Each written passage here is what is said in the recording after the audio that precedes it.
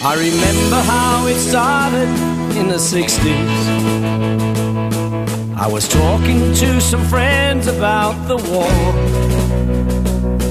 when an old man who'd been listening walked up to me, and I saw the RSL badge that he wore. He said, "Son, the day is coming when you'll have to shoot a gun, and I hope you won't be backward when you hear the time has come. Stand up for your country and start marching to a drum, the way that your father did before." Singing, "What have you done for Australia, that country you're so proud to call your own? If you hear people talk of gloom and failure, tell them you don't want to know. Tell them you don't want to know." Well, the years went by and me and my mates were sent to Vietnam to keep the commie peril there at bay.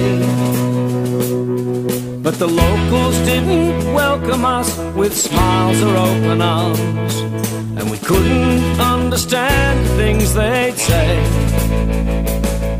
We were shot at in the jungle and blown up in the town, and the spray from our own choppers turned the bush from green to brown.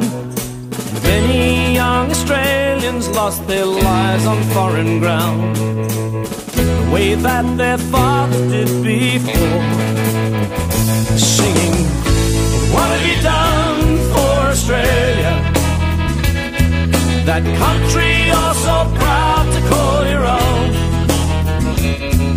If you hear people talk of gloom and failure, tell them you don't want to know. Tell them you don't want to know."